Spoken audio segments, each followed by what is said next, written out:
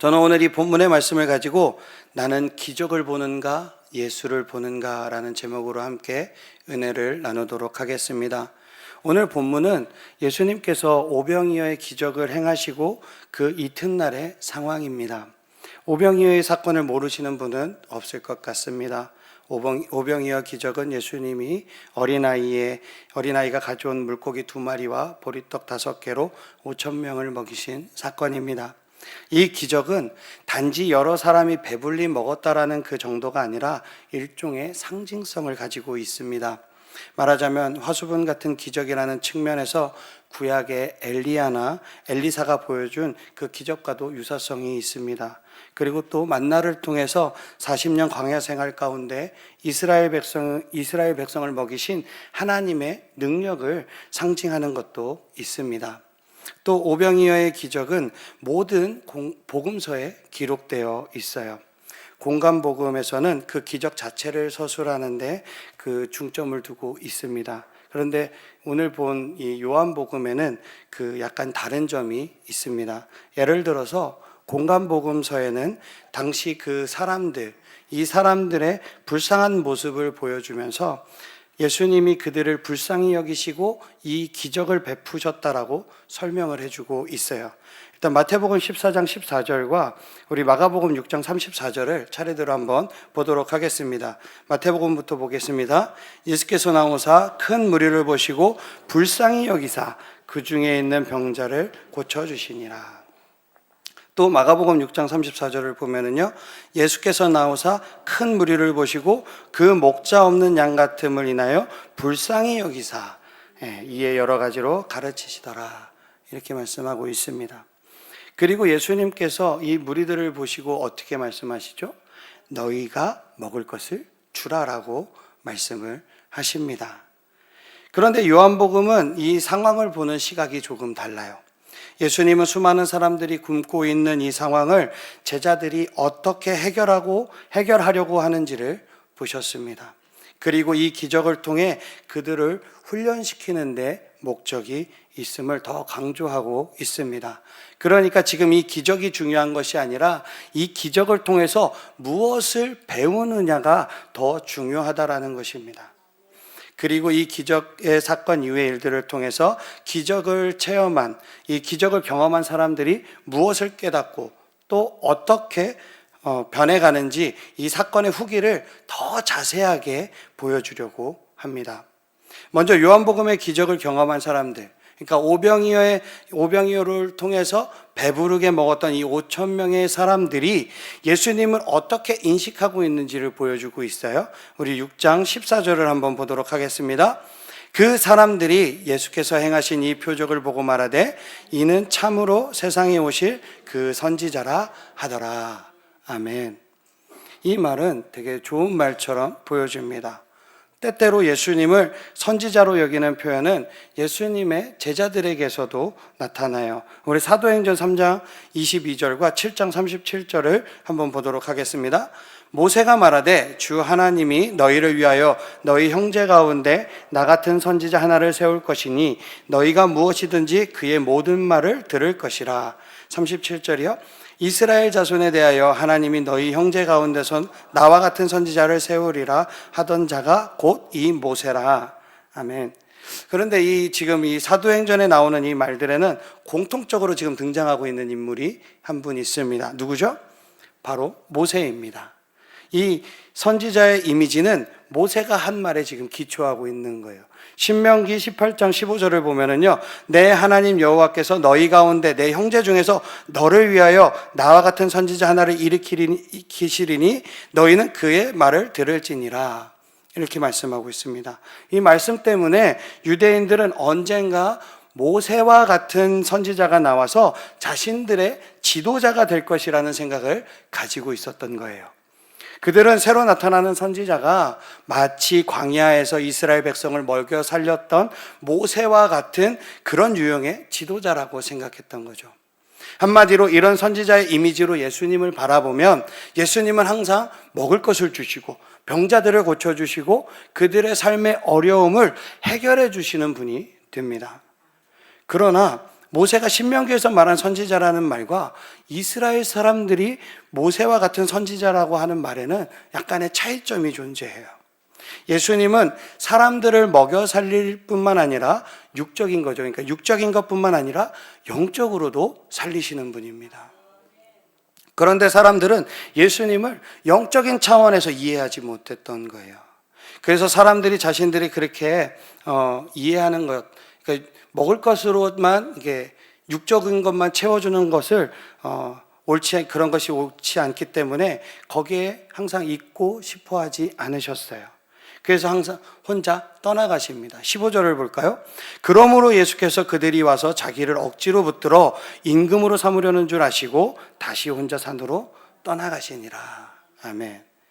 우리는 이 사람들이 예수님을 찾아다니고 지금 억지로 임금을 삼으려고 하는 이 말을 이해할 필요가 있습니다. 요즘은 일부러 안 먹는 사람은 있어도 먹을 것이 없어서 밥을 굶는 사람은 거의 없습니다. 그렇다고 아예 없는 것은 아니죠. 예, 있기는 있지만 없지는 않습니다. 그런데 5, 60년 전만 해도 먹을 것이 없어서 굶는 사람이 되게 흔했죠. 열심히 일해도 먹고 살기가 어려웠던 시절이 있었습니다. 그런데 몇백 년 전으로 돌아가면 굶어 죽는 사람들도 많이 있었어요.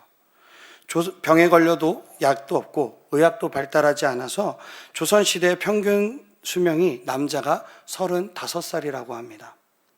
그럼 더 멀리 우리 2000년 전으로 돌아가면 어떨까요? 분명히 먹고 사는 문제가 삶의 전부였던 사람들이 존재했을 것입니다. 그런데 예수님이 병자들을 고치시고 물고기와 보리떡을 배부르게 먹을 수 있게 해줬다고 생각을 해보세요. 그것도 5,000명분을 한 번에 해결하셨습니다. 사람들은 분명히 이 예수님이 왕이 되어야 할 분이라고 생각했을 거예요.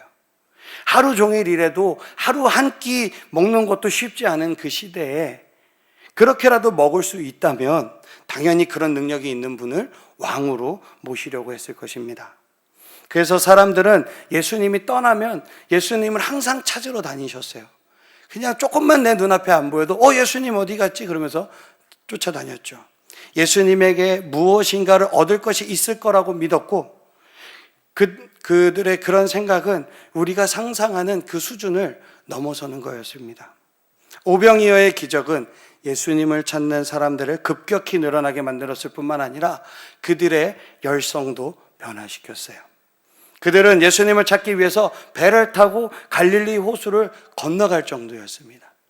마치 좋아하는 연예인을 우리가 쫓아 만나기 위해서 집 앞에서 장사진을 치고 있는 팬들처럼 대단한 열심을 부렸던 거죠. 우리 24절, 25절을 한번 읽어볼까요? 무리가 거기에 예수도 안 계시고 제자들도 없음을 보고 곧 배들을 타고 예수를 찾으러 가버나움으로 가서 바다 건너편에서 만나 랍비여 언제 여기 오셨나이까 하니. 아멘. 예수님은 이 사람들을 불쌍히 여겼지만 계속해서 먹을 것을 주는 것이 답이 아니라는 사실을 알고 계셨습니다. 아무리 배고픔을 해결해 주더라도 이 진리를 깨닫지 못하고 본질을 알지 못하면 배부른 것이 아무런 의미가 없기 때문이에요. 병이 나와도 구원받지 못하면 아무 소용이 없습니다. 그래서 예수님은 복음은 잘 모르면서 쉽게 떡을 먹을 수 있다고 생각하고 찾아온 사람들에게 이렇게 말씀하십니다. 26절을 한번 읽어보겠습니다. 예수께서 대답하여 이르시되 내가 진실로 진실로 너희에게 이르노니 너희가 나를 찾는 것은 표적을 본 까닭이 아니요 떡을 먹고 배부른 까닭이라. 그리고 이렇게 말씀하십니다. 27절이요.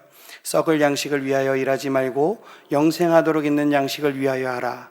이 양식은 인자가 너에게 주리니 인자는 아버지 하나님께서 인치신 자니라. 아멘. 예수님이 원하시는 것은 썩을 양식이 아닌 영생하도록 있는 양식을 위해서 일하는 것입니다. 그리고 이 양식은 예수님이 주신다고 말씀하십니다. 이 말 어디서 많이 들어본 말 아닌가요? 요한복음 4장 13절 14절을 보면은요, 예수께서 대답하여 이르시되 이 물을 마시는 자마다 다시 목마르려니와 내가 주는 물을 마시는 자는 영원히 목마르지 아니하리니 내가 주는 물은 그 속에서 영생하도록 솟아내는 샘물이 되리라. 아멘. 그렇습니다. 오병이어의 기적이든 다른 무엇이 되었든 그것을 먹어도 다시 배가 고파요. 가버나움에서 물로 포도주를 만드셨는데 가나안이죠. 네. 그 포도주를 먹었다고 평생 술에 취해서 안 깨는 것도 아닙니다. 기적은 일종의 표지판이에요. 화살표입니다. 가리키는 것이 따로 있는 거예요. 화살표가 가리키는 것이 진짜이지 이 화살표에 지금 내가 매달려서 이 화살표가 조사오니 이러고 있으면 안 된다라는 거예요. 예수님의 말씀을 들은 사람들이 묻습니다. 28절이요. 그들이 묻되 우리가 어떻게 하여야 하나님의 일을 하오리이까?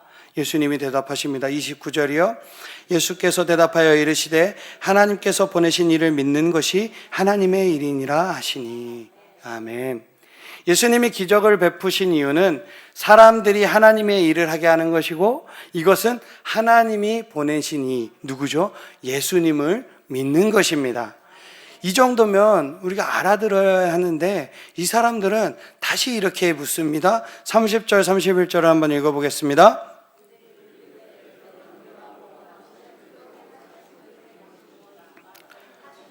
무엇이니까 기록된 바 하늘에서 그들에게 떡을 주어 먹게 하였다 함과 같이 우리 조상들은 광야에서 만나를 먹었나이다. 이 말이 지금 쉽게 말하면은요, 우리가 모세를 선지자로 알고 있었던 것은 그들에게 먹을 것을 주었기 때문입니다. 그러니까 우리가 당신을 선지자로 믿고 싶은데 당신도 모세처럼 우리에게 먹을 것을 줄 수 있습니까? 이렇게 묻는 거예요. 지금까지 병자들이 낫고 5천 명이 한 번에 먹는 기적을 경험해 놓고도 지금 말하는 것을 보면 그들은 지금 복음에는 전혀 관심이 없다라는 것을 알 수가 있습니다. 그들은 예수님이 선지자라고 생각했지만 모세의 때와 마찬가지로 그들이 생각하는 선지자는 자신들의 의식주를 해결해 주는 사람이지 하나님의 일을 가르쳐 주는 사람이 아니었던 거예요. 요한복음에는 예수님을 만난 여러 명의 사람들이 나옵니다. 세례 요한의 제자들, 그리고 예수님의 제자들, 니고데모, 사마리아 여인 등 많이 있습니다. 이 사람들은 하나님의 나라와 참된 예배 같은 것에 관심이 있었던 사람들이었어요. 이들은 예수님이 새로운 세상을 여는 메시아라는 점에 주목했습니다. 그런데 이 오병이어의 기적 후에 예수님을 찾아다녔던 이 사람들을 보면은 그런 사람들이 아닙니다. 이 사람들이 생각하는 예수님의 역할은 그저 잘 먹고 잘 살게 하는 것이라고 여기고 있는 거예요. 어쩌면 매우 현실적이라고 말할 수도 있습니다. 그래서 오늘 말씀을 보다 보면은요, 이 사람들의 모습과 지금 나의 모습이 되게 유사하다라는 생각이 들었어요. 우리의 신앙의 목적이 무엇입니까? 우리가 예수님을 믿을 수 있게 만드는 일이 무엇인가요? 많은 사람들이 문제가 해결되고 하는 일이 잘 되는 것을 통해서 신앙이 생겨나고 성장할 수 있다고 생각합니다.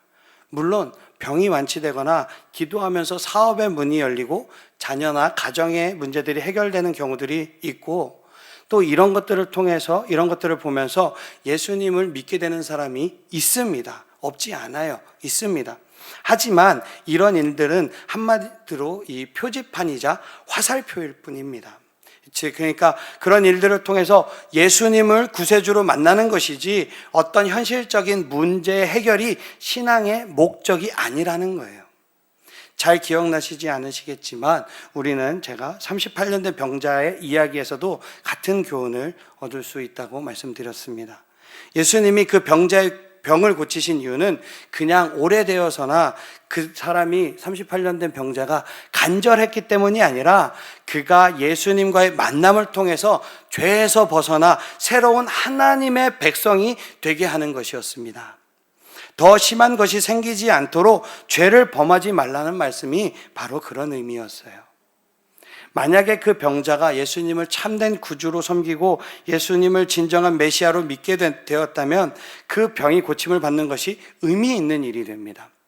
그러나 그렇지 않다라고 하면 그의 병 고침은 그 사람으로 하여금 더 큰 죄를 지을 수 있게 하는 또 다른 시작일 뿐입니다. 우리는 예수님께 우리가 예수님을 믿게 만드는 기적을 요구할 때가 너무 많이 있어요. 그것이 작은 것이든 큰 것이든 그런 기도를 할 때가 있습니다. 주님이 그런 기도에 응답해 주실 때도 있습니다. 그러나 중요한 것은 그런 기적이 아니라 예수님을 믿는 일이라는 것을 우리는 잊지 말아야 합니다. 그렇게 육신의 떡을 찾는 이들의 요구에 예수님이 대답하십니다. 32절, 33절을 읽어보겠습니다.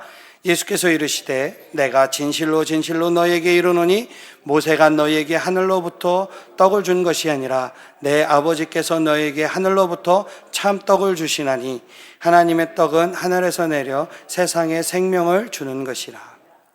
아멘. 무슨 말이죠? 너희 조상에게 떡을 준 분은 모세가 아니고 하나님이야. 하나님이 주시는 진짜 떡은 그들이 먹었던 만나가 아니라 세상에 주는 생명이야 라고 지금 예수님이 말씀하고 있는 것입니다. 그들이 먹었던 만나가 핵심이 아니라 그들을 살리시는 하나님의 능력이 핵심이라는 말씀을 해주시는 거예요. 이 말을 들으면 이제는 조금 알아들어야 하는데 여전히 자신들의 생각에서 벗어나지 못하는 모습을 보여줍니다. 34절을 읽어보겠습니다. 그들이 이르되 주여 이 떡을 항상 우리에게 주소서. 이들의 대답은 생명의 떡을 달라는 말이 아니에요. 예수님은 하나님이 세상을 구원하시려고 주는 생명의 떡, 그러니까 하나님의 독생자이신 예수님 자신을 지금 설명하고 있는데 어려운 설명은 필요 없고요. 예수님 그냥 우리에게 떡만 주시면 됩니다 라고 말하고 있는 거예요. 답답한 노릇이죠. 교회가 어려운 사람들을 돕는 이유가 무엇입니까? 복음을 전하고 영생을 주기 위해서 어려운 사람들을 돕는 것입니다. 맞나요? 맞죠. 그런데 어떤 사람들은 이렇게 이야기해요. 복음은 난 관심이 없으니까 그냥 먹을 것이나 내놔. 나는 그냥 먹고 가야겠다라는 그런 태도를 취하는 사람들이 있습니다. 도와주는 것은 너희 마음 편하려고 하는 것이지 나와는 상관없으니까 그냥 돕고 싶으면 빨리 주고 가. 이런 식이죠. 참 안타까운 모습이 아닐 수가 없습니다. 신앙은 어떠한 자격이나 상태를 말하는 것이 아닙니다. 참된 신앙이란 영적 생명을 소유하는 것입니다. 생명이 있다라는 것은 곧 자라나는 것입니다. 성장하는 것이죠. 아이가 성장할 때 처음에는 입에 물려주는 것을 무조건 막 쪽쪽쪽쪽 빨아먹습니다. 그리고 먹을 것이 없으면 어떡하죠? 웁니다. 때가 되면 때가 지나서 조금씩 성장하고 자라고 초등학생이 되고 중학생이 되고 이성이 생기게 되면 어떻게 되죠? 나는 어떤 사람인가? 나는 왜 살아가려고 하는가? 이런 본질적인 거에 이제 의문을 갖기 시작합니다. 성장하는 신앙도 이런 본질을 찾습니다. 왜냐고 묻게 되어 있어요. 정말 중요한 것이 무엇인지 알고 싶어 합니다. 만약 우리가 참된 신앙을 가졌다면 참된 생명의 떡이신 예수님이 어떠한 분이신지 우리가 더욱 알고자 해야 합니다. 영적인 생명이 성장하는 자들이 되어서 더 깊은 그런 신앙의 자리로 우리가 나아가야 하는 것입니다. 예수님은 말씀을 못 알아듣는 혹은 알고 싶어 하지 않는 알 수도 없는 이 사람들을 향해서 확실하게 말씀해 줍니다. 35절을 보겠습니다. 예수께서 이르시되 나는 생명의 떡이니 내게 오는 자는 결코 줄이지 아니할 터이요 나를 믿는 자는 영원히 목마르지 아니하리라. 아멘. 사마리아 여인에게 말씀하셨던 것처럼 예수님이 자신을 영원히 목마르지 않는 물, 영원히 줄이지 않는 떡과 같이 비유하는 말씀은 요한복음에 여러 번 등장합니다. 우리 47절에서 51절도 한번 보도록 하겠습니다. 진실로 진실로 너에게 이르노니 믿는 자는 영생을 가졌나니 내가 곧 생명의 떡이니라. 너희 조상들은 광야에서 만나를 먹었어도 죽었거니와 이는 하늘에서 내려오는 떡이니 사람으로 하여금 먹고 죽지 아니하는 것이니라. 나는 하늘에서 내려온 살아있는 떡이니 사람이 이 떡을 먹으면 영생하리라. 내가 줄 떡은 곧 세상의 생명을 위한 내 살이니라 하시니라. 아멘. 이 말을 들은 이 사람들이 여전히 혼란에 빠져버립니다. 왜냐하면 영적 생명이 없기 때문에 여전히 무엇으로 이해하고 있는 거죠? 육적인 생각으로 이 말씀을 이해하고 있기 때문입니다. 그 결과 그들은 되게 황당한 논쟁에 빠집니다. 52절을 보겠습니다. 그러므로 유대인들이 서로 다투어 이르되 이 사람이 어찌 능히 자기 살을 우리에게 주어 먹게 하겠느냐. 아멘. 읽으면 읽을수록 답답함만 늘어가는 것 같습니다. 유대인들은 먹는 것에 지금 사로잡혀 있기 때문에 예수님의 말씀이 영적인 것을 의미한다는 것을 이해하지 못하고 있어요. 그래서 진짜로 예수님의 몸에 살을 먹어야 하는 건지 지금 서로 논쟁을 하고 있습니다. 설마 예수님이 진짜 자신의 몸을 먹을 것으로 준다고 생각한 것일까요?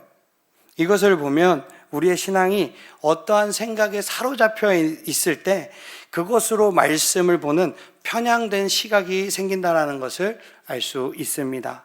먹는 것에 사로잡혀 있는 자들은 예수님의 영적인 말씀을 오해하듯이 기복적인 생각에 사로잡혀 있는 분들은 모든 말씀이 기복적으로 보이게 됩니다. 어떤 것이든 복을 받는 조건으로 해석이 되는 거죠. 그런 사람들에게는 기도도, 예배도, 헌금도, 봉사도 모두 복을 받는 조건일 뿐입니다. 또 예를 들어서 자신의 잘못을 변명하려고 하는 사람이 이 성경을 읽으면은요, 그런 말씀만 또 눈에 보여요. 본질은 보이지 않고 자신에게 유리한 말씀, 자신에게 유리한 해석, 하나님이 내 죄가 붉을지라도 희게 해준다, 이런 식으로 자꾸 자에게 유리한 해석만을 합니다. 예수님을 시험했던 마귀도 성경 구절을 인용하는 것을 우리는 보았죠. 이단들도 성경을 가져다가 쓰지만 잘못된 해석을 하는 것과 같은 거죠.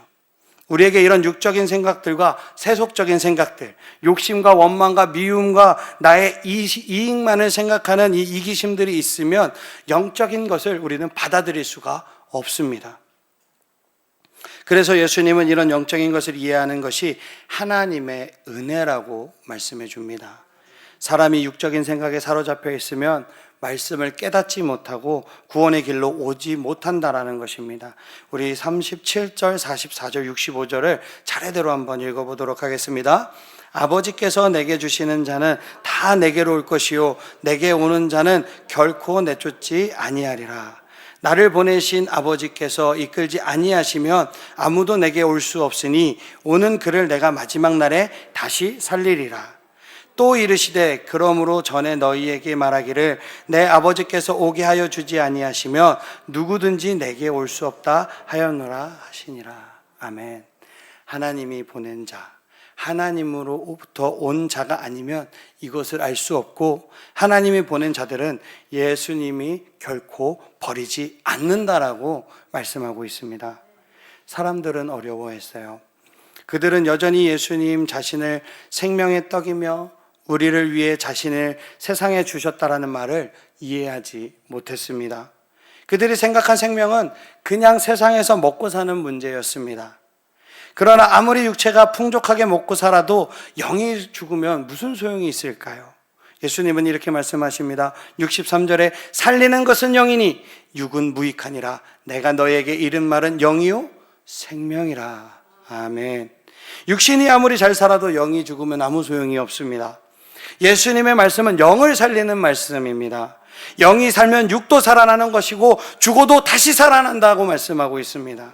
분명히 마지막 날에 다시 살리신다고 예수님이 약속하셨습니다. 확실히 우리는 영이 살아야 할 줄 믿습니다. 영이 살아나는 방법은 하나예요.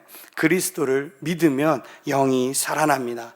성령으로 거듭나야 합니다. 예수님이 우리를 위해 살과 피를 주셨다는 것을 믿고 말씀에 순종하면 우리의 영이 살아납니다. 영이 살아나는 사람은 영이신 하나님께 참되게 예배하는 사람이 되는 것입니다. 이것을 이해하지 못하면 예수님을 믿을 수도 없고 신앙도 가질 수 없습니다. 성경의 이 대화의 끝에 이런 말이 나와요. 66절이요. 그때부터 그의 제자 중에서 많은 사람이 떠나가고 다시 그와 함께 다니지 아니하더라. 그리스도의 살과 피로 우리의 영이 살아난다라는 그 말을 이해하지 못하고 많은 사람들이 떠나갔습니다. 아무리 기적을 보고 그 자리에서 떡과 물고기를 먹은 사람이라 할지라도 영혼이 살아나는 그리스도의 구원을 이해하지 못하면 떠나갈 수밖에 없습니다. 사람들이 떠나자 제자들에게 예수님이 이렇게 물어봅니다. 67절이요. 예수께서 12 제자에게 이르시되 너희도 가려느냐?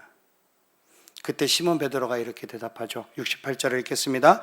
시몬 베드로가 대답하되 주여 영생의 말씀이 주께 있사오니 우리가 누구에게로 가오리까? 아멘. 사랑하는 성도님들, 하나님은 영생의 말씀, 생명의 말씀, 우리의 영을 살리는 참된 하나님의 떡이신 예수 그리스도를 우리에게 주셨습니다. 하나님은 우리를 생명이신 예수 그리스도께로 인도하셨습니다. 우리는 이 예수님을 만나야 합니다. 생명의 떡을 먹고 참된 생명의 음료를 마셔야 합니다. 우리는 이 예수님, 그런 성도, 예수님을 만나는 그런 성도는 영이 살아나고 참된 하나님의 백성이 될 줄 믿습니다. 베드로의 고백처럼 영생의 말씀이 있는 곳을 떠나지 말고 예수 그리스도를 참되게 믿는 저와 사랑하는 우리 하늘사랑의 교회 모든 성도님들이 되시기를 주님의 이름으로 축복합니다. 아멘.